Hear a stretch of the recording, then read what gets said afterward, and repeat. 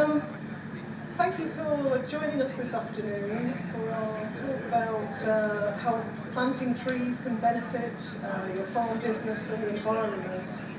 My name's Colette Garner and I work for the Catchment Sensitive Farming Partnership in Natural England.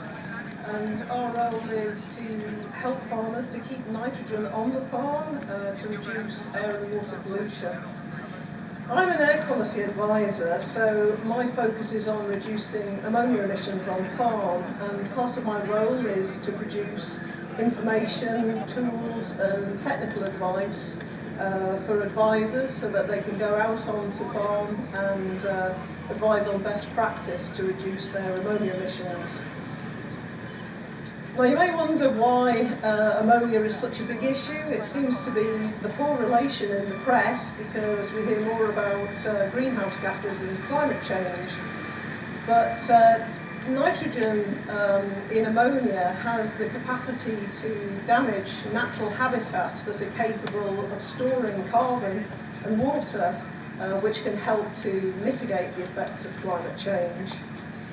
So today we're going to learn about what the impacts of ammonia are, where it comes from and how trees can help. But of course trees are not just important for capturing ammonia, they support the three pillars of sustainability: economic, environment and social. So from the farmer's perspective, planting trees can provide a financial benefit from payments for carbon capture, or producing timber or fuel, food and fibre. They also enhance biodiversity, and they produce the benefit of ecosystem services such as clean air and water, and carbon storage and flood management, which can help to mitigate climate change. And all of these things can benefit both the farmer financially and the wider public as well. So the first speaker today is my colleague Philippa Mansfield. Philippa is an agricultural lead for the Catchment Sensitive Farming Partnership, and we've been involved with the Ammonia Reduction from Trees project. And Philippa's going to share with us a little about the project and share some of the initial findings and some of the tools and funding that's available to help farmers to plant trees. Our second speaker is David Brass. He's an influential poultry farmer from Cumbria, and he owns and runs a successful free-range egg business. And he's been instrumental in helping us to find the farms. Well, we've actually done ammonia monitoring on David's farm, and he's put us in contact with some of the farmers that supply eggs to him. And we've had a great deal of cooperation in doing the ammonia monitoring, so we wouldn't have been able to complete the project without his help, so we're very grateful. David's going to talk a little about what motivated him to plant the trees in the first place on his farms and how they've benefited his business. The third speaker is Paul Arkle. Paul is an independent environmental consultant in Cumbria, and he's worked with David Brass for a number of years. And he works with David's farmers on woodland management plans and carrying out annual biodiversity surveys and basically making sure that the trees survive. So he's going to talk a little bit about the biodiversity benefits and the practicalities of tree planting. And lastly, we have Helen Cheshire, and she's going to host a Q&A session.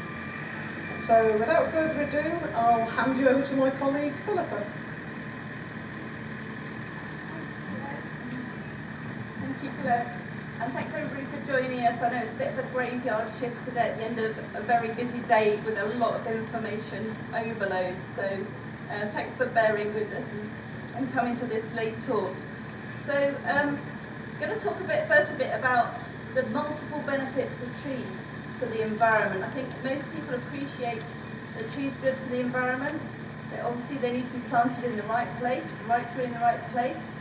and fit in with the farming system as well. But they can do a lot for us, so reducing rainwater speed and flood alleviation. Depending on where they're put in the catchment, they can be put in the upland catchment to take up water on the slopes to slow the flow, or in the floodplains. They can help with cleaner water by taking up water pollutants and acting as a buffer between agricultural land and rivers, and again slowing the flow. You all know they're good for carbon storage and how important that is.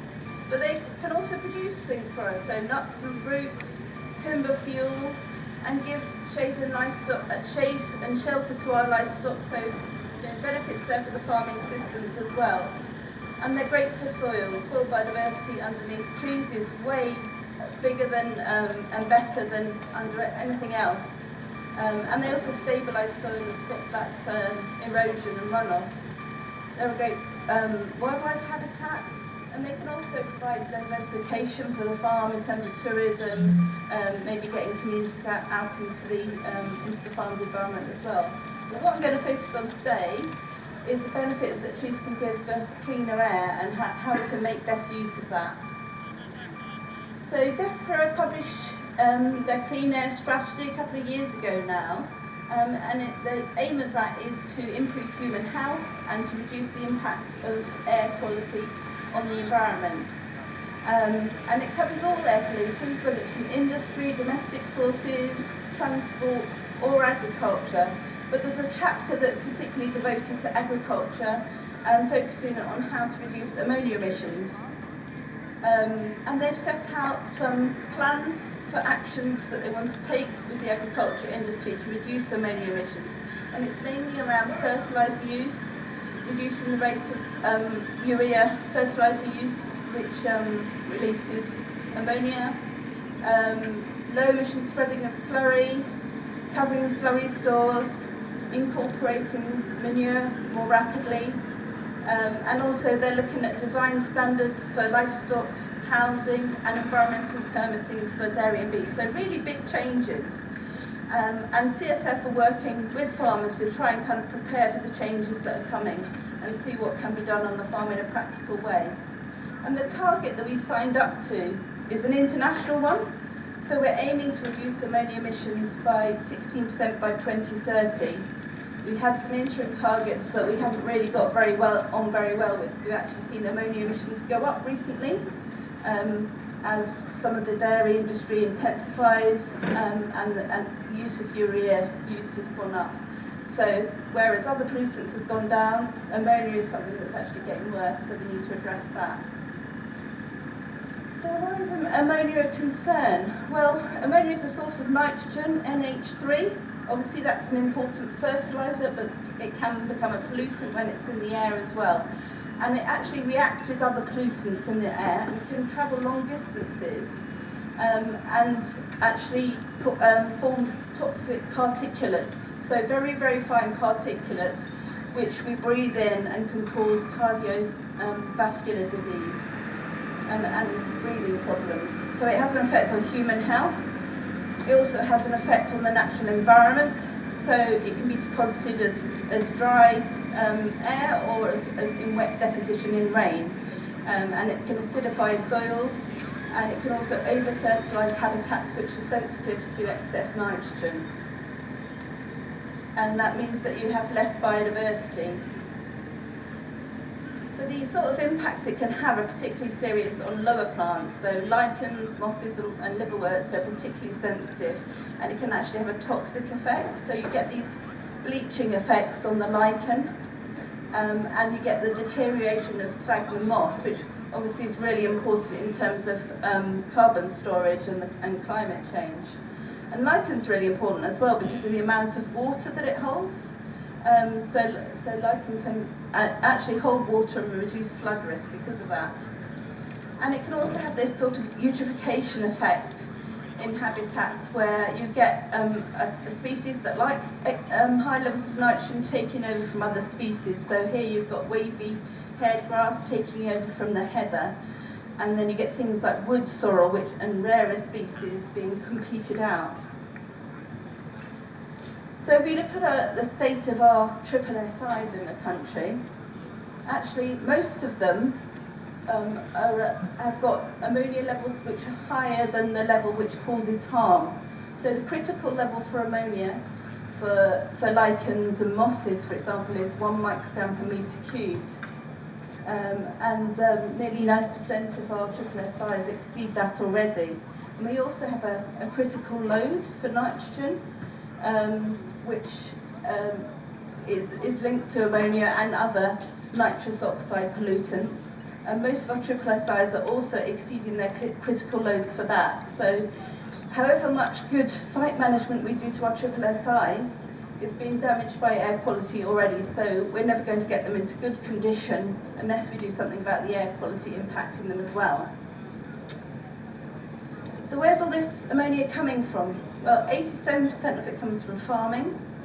About half of that is from beef and dairy cattle, and then pig and poultry, and then smaller amounts from anaerobic digestate spreading, slurry sludge spreading, and horses and sheep. And if you look at where on the farm is it coming from, the biggest chunk is from housing, and then manure application, fertiliser application, manure storage, grazing outdoors, and then hard standings. So we start to think about, where should we focus our efforts? So particularly looking at what's coming from housing. So what can trees do to help us here? There's lots of mitigation measures we can make to reduce ammonia emissions in the farming systems, and we can provide advice on that through CSF. But another measure you might not have thought of so much is planting trees. So if you think about a slurry store, or livestock housing, maybe a poultry house, or maybe free-range chickens, they're giving off ammonia, releasing ammonia. If you plant a tree shelter belt upwind of that, you're reducing the wind speed, and therefore you're reducing the ammonia emissions, because ammonia will be lost by diffusion into air that's got less concentrated ammonia in it. But if you put a tree shelter belt downwind of those ammonia emission sources from farms, you can actually capture the ammonia emissions. And the way this works is that the wind will go into the tree shelter belt, and there'll be turbulence within the tree shelter belt, and then the ammonia will be taken up by the leaves, and it sticks to the leaf cuticles and to the branches, and so the ammonia is actually captured by the trees. So rather than getting this long distance transport that can affect human health, you're keeping it within the tree shelter belt. And if you imagine that you might have a triple SI further downwind, you could actually use a tree shelter belt to buffer between the farm sources of ammonia and that triple SI. And what you're doing is helping it disperse and be taken up by the trees as well, and dilute into the air. So research has shown that ammonia capture from livestock housing, a tree shelter belt could capture 15 to 25% of ammonia emissions, or 10 to 20% of emissions from slurry lagoons, and up to 60% from livestock ranges. So a big amount there. Obviously the livestock are under the trees, so they're perfectly placed to capture that. So last year we set up an ammonia reduction from trees project working with David and Paul here. Up in Cumbria we had 5 different farms, dairy farms and poultry farms, because we wanted to see what was happening actually out on the farm. A lot of the experiments were being done in wind tunnels and modelling, and we wanted to see whether actually tree shelter belts that had been set up on these farms and woodland was actually having the same effect that we were seeing in the research. And start to look at how could we target tree planting to be most effective, and also gather views from farmers about what they thought about planting a tree shelter belt on their farm. And all of this information is being pulled together really to inform future grant schemes, such as the environmental land management schemes. And we had a whole host of partners working with us. So CH did a lot of the ammonia monitoring and led on the work with forest research, monitoring the trees. The Environment Agency and Lancaster University came along with extra monitors, and the Woodland Trust we're going to talk about with Paul, their biodiversity surveys that have done as well. And key to it was also working with the Lakes free-range egg company that David come from, and Paul's Cumbria Farm Environment Partnership. So this is one of the farms that we studied. So this is a poultry shed, and it was planted with a free-range woodland area with a mixture of species about 11 years ago. So still a relatively young woodland, and the hens go out into the woodland during the day and they're in the shed at night. And then we put ammonia monitoring sites around through the tree shelter belt and in front of the tree shelter belt and behind it to try and work out what effect it was having. And we changed those monitors every 2 weeks and started to look at the results. And on this particular site, what was quite interesting is that we have an open area in the tree shelter belt between numbers 4 and 5. You might not be able to see that very clearly, but that's a kind of open access point. So whereas next to it, between 6 and 7, you have trees planted. So we actually compare how the ammonia concentration change in the open bit compared with the wooded bit. Ammonia will dilute and disperse naturally anyway in air, but we wanted to see what extra effect the trees had. So in period 1, the chickens were just introduced at the end of period 1, so we had very low levels of ammonia. And the ammonia concentrations during the whole time between August and November got as high as over 50 micrograms per metre cube. So that's 50 times the critical level for lichens and mosses, or about, and much higher than the levels for higher plants, which is about 3. And what you see if you compare the open transect with the tree transect is that the reduction in ammonia emissions between 4 and 5 and 6 and 7 is greater in the wooded transect. So you're getting greater reductions in the ammonia concentrations. And when the winds, most of the time the wind blows in the prevailing southwest direction, but sometimes it will blow down from the northwest to the southeast, and then we compared the difference between 8 and 9, which is a 50-metre wooded area, and we've got the same effect. And what we saw is that for every metre of woodland, you get about 1.5% decrease in ammonia concentrations. So the forest research people went and did lots of measurements on the trees, and this is an average of all 5 sites. And they measured tree height, diameter and chest height, and the leaf area index. And what they found at all sites is a trend. So nearer the farm, you get much bigger trees, taller, bigger diameters, and more leaves. And that gradually reduces the further away you go from the farm. And that's because they're taking up the nitrogen and growing just like our crops do.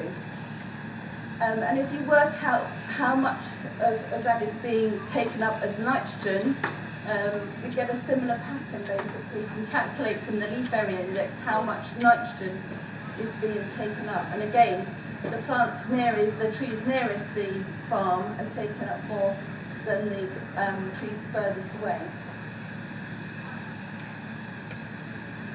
And there was a big difference between all the different species as well. As you'd expect, tree species vary an awful lot in terms of size, and that also interacts with the amount of nitrogen they're capturing as well.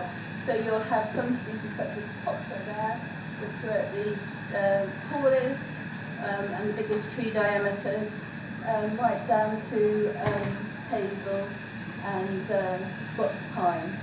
So then you can also start to work out how much ammonia and how much nitrogen is being captured by each tree species.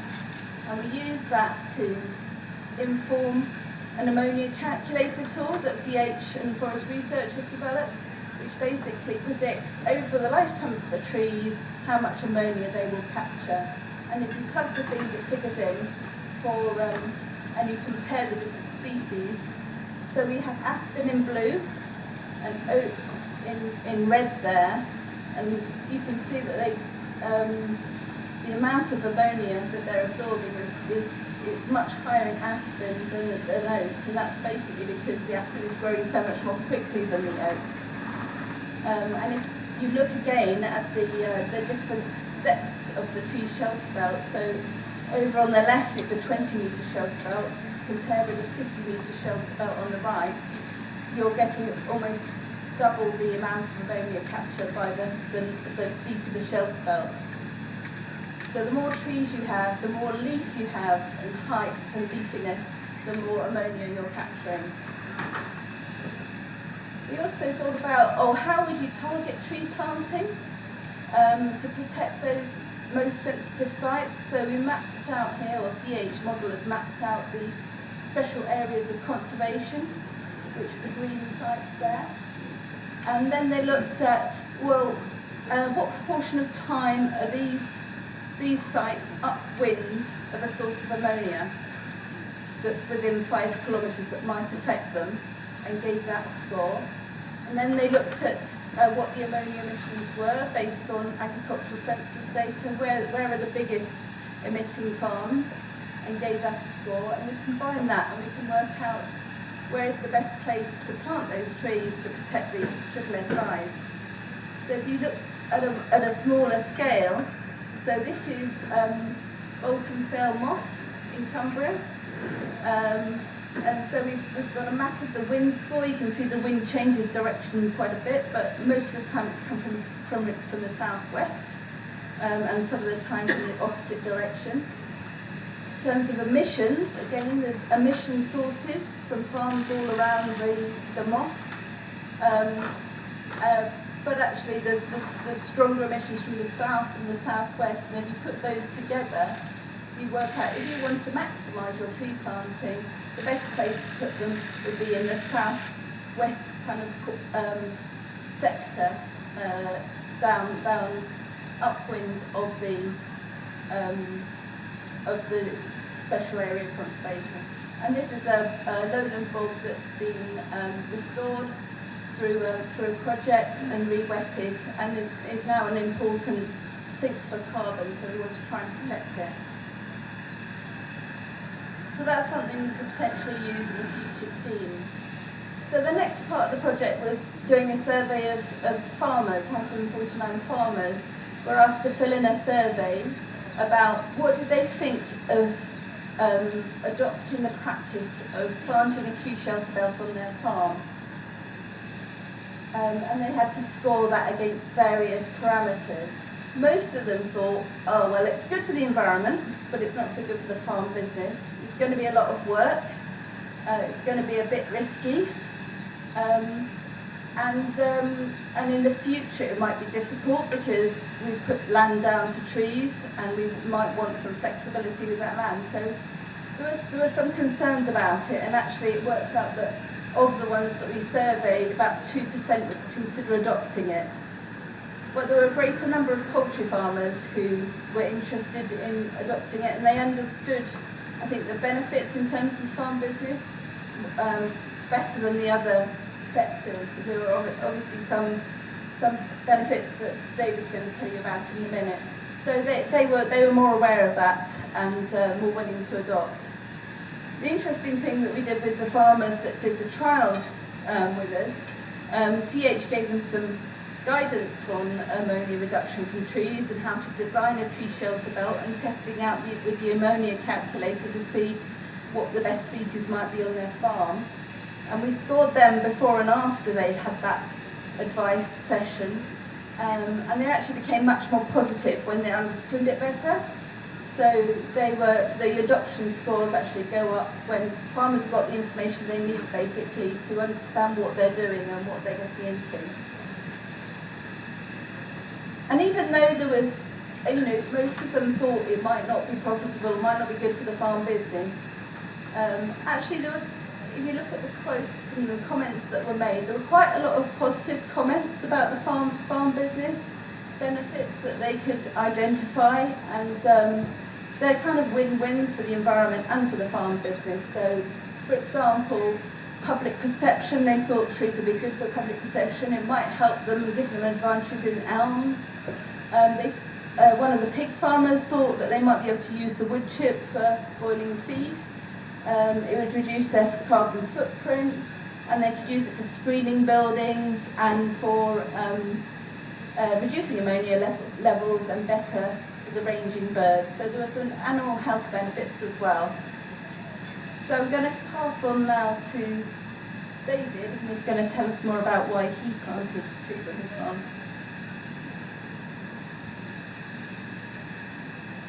Hello, good afternoon. Dave Grass from the Lakes Free Range, owner of the Lakes Free Range Company, along with Helen, my wife, who's sat down in the audience. We had a couple of fastballs this afternoon, actually, very late on fastballs. The first one was Colette stole most of my conclusions in her introduction. And the second one was that I tend to use a talk by using the slides as a prompt and put it behind the screens. So that's a good start. So I'm going to come and stand down here, if I may, so I can see my own slides, if that's okay. This is our headquarters in the Lake District. Basically a farmer at heart, started off a small beef and sheep farm in the Lake District. That's kind of grown the free-range business in the UK.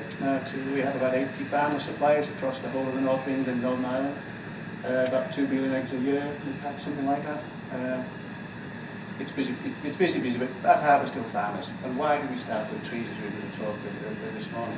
And really it's the story of a journey we started with Paul. Back in 1997, free range was new in the UK, commercial free range, and we were probably the biggest free range egg packer, specialist free range egg packer in the UK. There was never any chickens out. And there was always an excuse when you were showing your retail customers around. It was always, it's too sunny today, like this one, it's too cold, it's too rainy, it's too windy. Always a reason for not having chickens out. And actually when you think about it, you look at the oak tree in the middle of the field, there's thousands of them under it. They just don't like the open air. They're timid animals, they want colour, they love colour. So we thought we'd plant a few trees. So we went to Paul, at Flag at the time, and it was a Forestry Commission funded scheme that we planted these trees. And honest opinion, it was a bit of a disaster. Changed it very quickly. Why was it a disaster? Too many trees for poultry, it wasn't planned in the right way for poultry, and it was difficult to look after, because trees you have to look after the first 10 years. The next 150 they look after themselves, but the first 10 you have to look after them. Paul didn't know poultry, and I didn't know trees. That was a learning curve. But now, after 25 years, we're in a bit of a symbiotic relationship, really. We kind of know what each other wants doing. What were the problems? And these problems will fit any type of people, I guess. It's not just us. Too many trees, just too dense. When they'll grow up at all, you try and chase the chickens out at night, it's impossible. So we halved the density, which meant you didn't get Forestry Commission grant funding, but actually the benefits that were proven for poultry, you didn't need it. It's just a no-brainer to plant trees for chickens. The Forestry Commission way of style of planting is to plant them in randomly. Any of your planted trees, don't plant them randomly. For the first 2 years, you need to take the grass out between them. The only way to do that if they're randomly planted is with a mechanical strimmer, and that is just hard work. Week after week after week, all summer, hard work. If you plant them in rows, you can sit on an air-conditioned cab in a tractor with a topper on the back. Whole stack easier. And more volunteers for that, I'll tell you. We used to plant them in clumps, because that's what you do for forestry, which kind of now you're looking when all the ash start, you have to chop them down because they're getting ash dieback. You have bald patches in your woodland. So years ago we stopped doing that, we just planted them randomly. We're planting them on grade 3 and coastal land primarily, so they grow anyway. It's not a problem. And what we did do was we planted 20% fast-growing trees in there, mainly willow, hybrid willow and poplar. It just gets the trees growing, the cover growing up quickly. We were looking for cover in our poultry, really. That was the main benefit we were looking for, to encourage them to go out and range. So it's been a constant stream of learning throughout the years. We plant the rows now, but we've changed that. You plant them in rows, they look like soldiers, they look horrible from one particular direction when you're looking down the end of the rows. So we now plant them either around the chicken shed, so that they're curved, so you can still drive through them with a tractor and topper, but when you look from any angle, you're not looking down the road. Or we'll follow the contours of the land. Primarily now, because of the ammonia capture, we're looking at planting around the chicken shed. It's a constant learning about tree care as well. Anybody who thinks that farmers are foresters is just wrong. We've relied on Paul and I to look after those trees for a long, long time. The classic that comes to mind among our supply founders, that they got up to a level where they needed thinning, and I was on this farm saying to this farmer, you need to thin about 30% of these trees out of here. Come back a month later, and assuming he'd taken the fast-growing sacrificial trees out, and he'd chopped down all the oaks and things. because these ones are doing really well. And you can't fault the reasoning, but it was just plain wrong. So we now make sure every year Paul goes and advises farmers on tree qualities. Carbon and ammonia came on at the end, to be absolutely honest. Last 5 years is really where we're concentrating on ammonia and things. Benefits, as Colette said earlier on. From a poultry point of view, a lot of livestock as well actually. Shade, shelter, reduction of prey for us, particularly buzzards and things flying over. And it gets the animals out of the shed, so reducing the stress within the density within the shed, so that reduces disease and mortality. What does those welfare benefits do? They give you better performance, like I say, about 2% more eggs, 2% less mortality. Works out about £1 a bird extra profit, which doesn't sound much, bearing in mind most of these sheds are 30,000 birds, all of a sudden it amounts up. The others you expect and didn't really take into account of it at the time: oil reduction, screening, big green tin sheds in the countryside, hides when planners like it. CO2, I don't concentrate too much on that. I think we concentrate way too much on CO2, but that's just a personal opinion. Sustainability is a much bigger picture than just counting carbon. Ammonia is really useful one, because that will come in the Clean Air Act. You plant trees now downwind of your livestock unit, and by 2030, when you're supposed to reduce by 16%, your trees will be unique for you. Biodiversity is something we work with the Woodland Trust in the last year or two, and published a little paper on it about the massive increase in biodiversity you get. And actually that's kind of nice. Bats, bugs, squirrels, barn owls, but in the woodland that you wouldn't normally see, that you've never seen on farms for years. And all the other ones I don't need to go through, everybody knows about that, but they do look nice, that's one of the things I like to say. What were the issues with that? This slide I actually put in with the typeface much, much smaller, and Philippa corrected it for me, and it was smaller because the issues might be there, but they're actually quite small. The first one we had was just the sheer lack of knowledge within the poultry industry. Nobody knew what type of trees to plant, how you should plant them. We were leaders in that. We were the first ones doing that for a lot of years. So we had to make the rules up as we went along. Personal lack of knowledge as well, which Paul corrected on that one, and we kind of were heavily labelling on each other. Bigger issues that you get from a farming point of view is anywhere that's got under-drained land. The roots will affect the drains, and that can be a challenge on some farms. But it's just a case of having a good drain plan and making sure you plant the trees away from the drains. Rental property can be an issue because it's a reduction in land value, and landlords don't like it. And the land value actually is correcting, as most of you know. Woodland there now is almost a similar price to grade 3 agricultural land. There's not a lot of difference in our part of the world, and particularly in Scotland, it's there now. So those aren't as big an issue, but we do correct that with using things like miscanthus, which obviously doesn't have the same root system. You chop it down and plough it up, and you're not ruining the land. And this is what we're giving people, really. This is what we're giving the customers of Sainsbury's or McDonald's or Tesco's, is chickens roaming out in trees, what the customer would be expected to be seeing effectively. And you never tell those who are planted in rows. We thin them out quite harshly, and actually probably don't thin them out as harshly as that now. Again, it's a constant development of planting plan, and now we're concentrating more on ammonia. You need these trees tied together with a closed canopy so the air can't escape up through and the ammonia escape before it's absorbed. So we tend now to plant them downwind of the sheds rather than just any old way around the sheds, with maybe 50 to 70 metres of densely planted trees with quite a proportion of pine in there, so it's year-round greenery. And then outside that you plant them slightly dead, another 25 metres of not quite as dense, because that's good for biodiversity. It lets the sun shine into the base. And just to finish, a few takeaways from it really. When we started, we were lone people in the industry planting trees. What happened beyond that was that some work we did with McDonald's actually and Farm Animal Initiative in Oxford was proved the better welfare for birds by planting trees and livestock in general, I guess.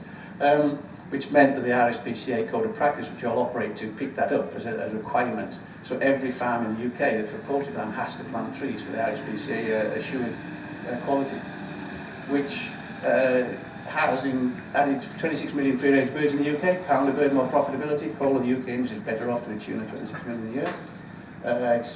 That poultry industry will have planted about 1.5 million trees. So us as a company have planted about 200,000, I guess. And just at 5 o'clock in the morning, okay, hell of a telling I'm lying. 6 o'clock in the morning, when you're walking the dog through the trees, it's actually quite nice. You can see the livestock, the barn houses, the hunting, it's quite pleasant. It's interesting actually. One of the questions that some of the work we did with Woodland Trust on the biodiversity was asking the farmers, would you plant any more trees? And at the time we had 62 farms, I think, and 60 of them said no, they wouldn't. because they're all whips and tubes and hadn't really developed much. And only 2 said yes they would. 7 years later, last year, asked them the same question, it was exactly the opposite way around. 60 of them said yes they would, there was benefits to the farming and the poultry and the business, and 2 said they wouldn't, which was quite astounding really. And I was going to question, but I think we're having questions at the end. So we've got a nice picture of a hen up a tree instead.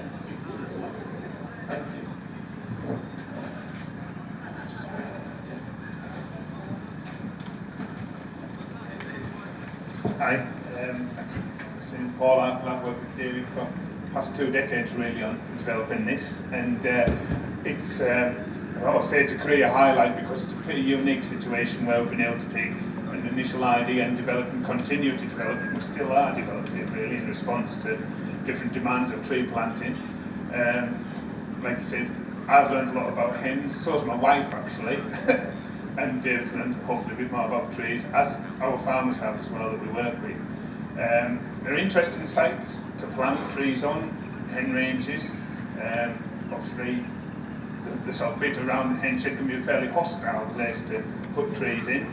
But as you move out, it becomes sort of maybe more straightforward. But the key thing about working with David and the Lakes Eggs is this thing about going out every year, helping farmers to sort of get them through that initial stage so that it isn't, trees aren't fit and forget.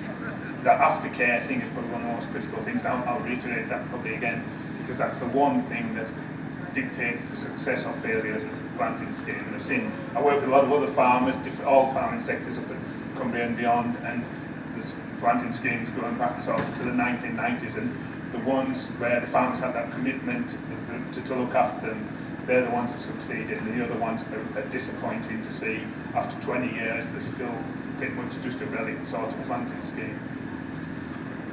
So this is one we did one of the surveys. It's just on the edge of the Lake District, so that's a typical planting scheme. This was a few years ago, so those trees are established now, and we go out every year, talk to the farmers, and it's not really a policing visit, it's a sort of advisory visit to help them make their scheme a success.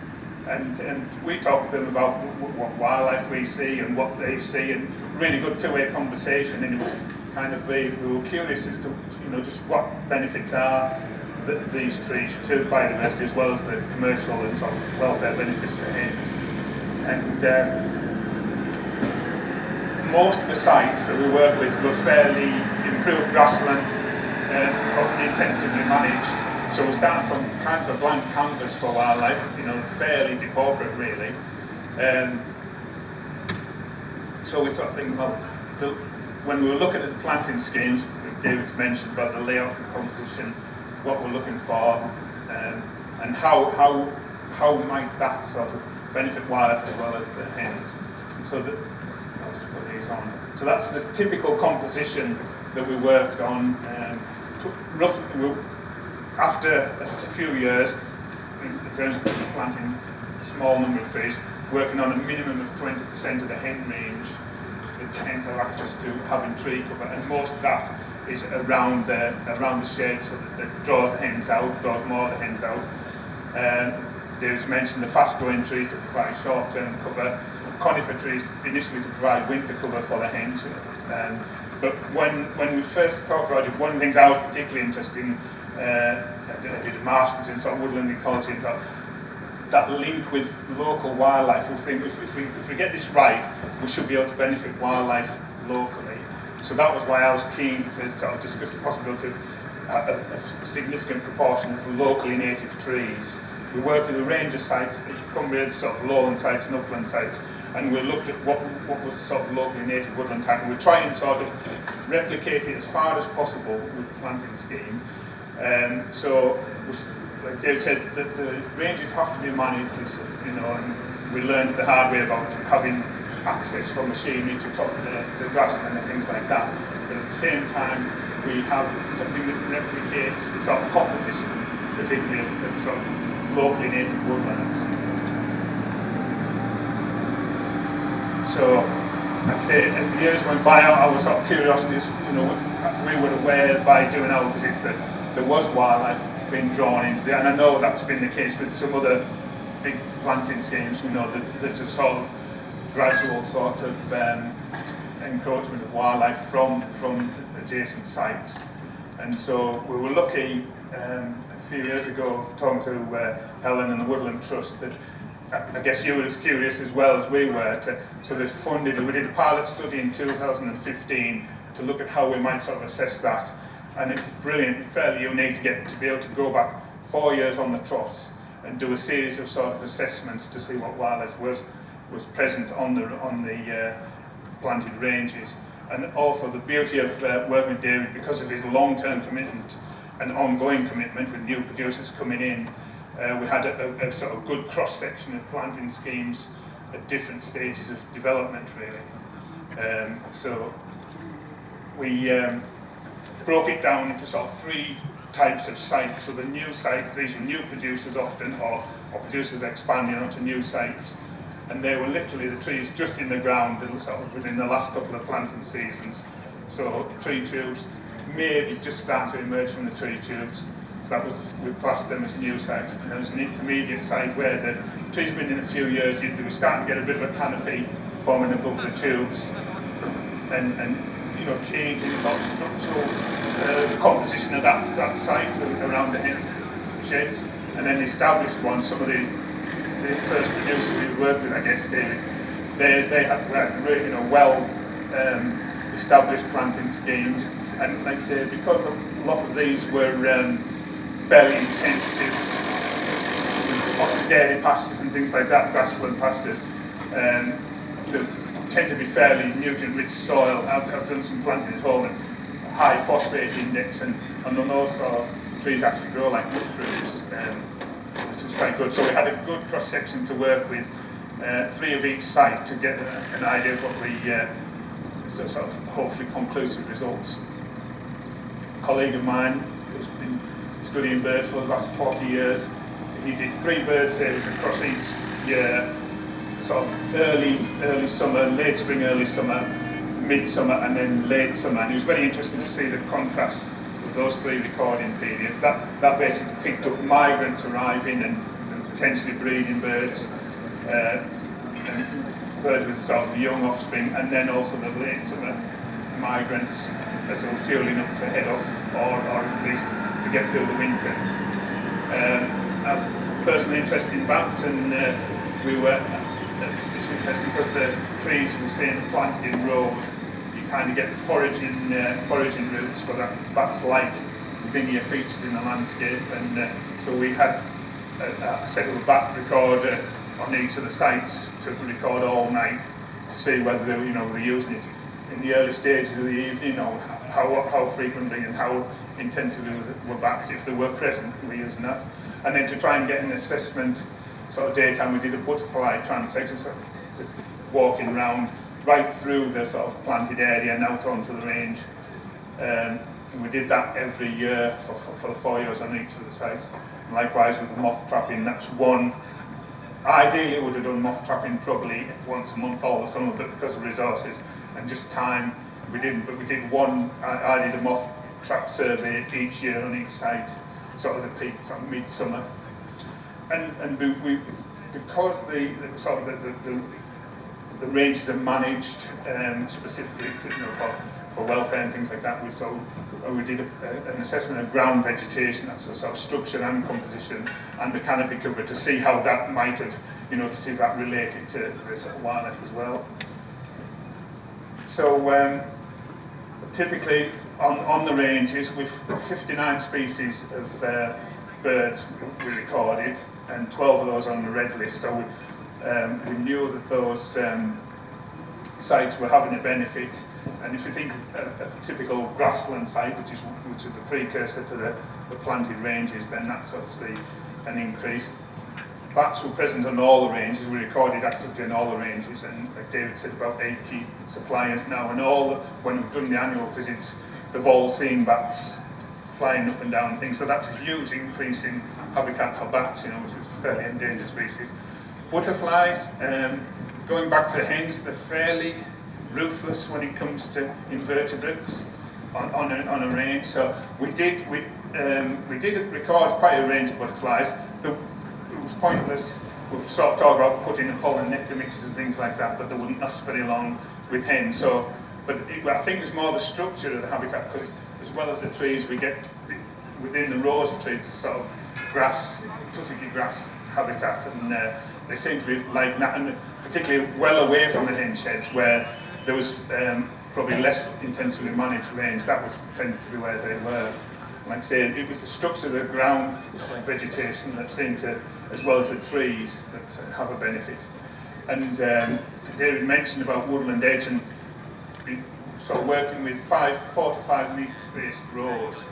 And what we're getting when the trees are established is kind of an extended woodland edge, almost like a series of woodland edge habitats. Because what we did find was, as the canopies sort of coalesced within the rows and between the rows, wildlife sort of recording decreased a little bit. So it kind of makes us think about how we'll manage those in the longer term to keep as much diversity as possible, and i.e. as much woodland edge habitats as possible. So just sort of going on all the way through, we've sort of thought about the practical considerations for these schemes, to how we can get these biodiversity and welfare benefits, and all the other ones, landscape as well. And we've brought these sort of in the Lake District, fairly prominent sites. So we're looking at those sort of key objectives for it. I would reiterate that aftercare is probably the key thing in terms of the success of it, and this is where David's commitment to asking us to go out every year to check, and this thing about getting over there, so some farmers are spot on at looking after them, others not so sure, and that's where we've hopefully helped. And then again, because we've got like established range, we're looking at longer term management. So it's kind of an ongoing process, and then farmer attitudes obviously a key thing. Just a very quick summary of when we've gone out to do the advisory visits each year. The sort of 3 big squares there, the issues that keep cropping up is making sure farmers remove redundant tree tubes. Once they're no longer used, they're starting to affect the tree, making sure they get those taken off. Selective thinning to keep the structure, and replacing dead trees so we don't have gaps. So yeah, and these are the sort of the things that farmers perhaps struggle with a bit. That's labour on farm to look after them. So our sort of message to them is little and often, keep an eye out on livestock. The other thing is, because of these grassland sites, there's a tendency to, this grass grows when, and they want to graze it, and that's the man they're trying to protect planted trees when there's livestock there.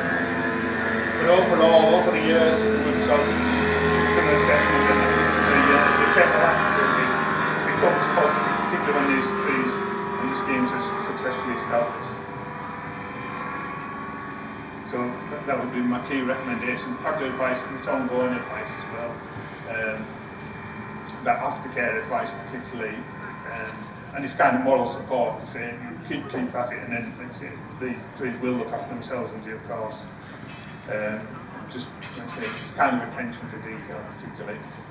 And that ongoing advice and guidance is critical. Okay.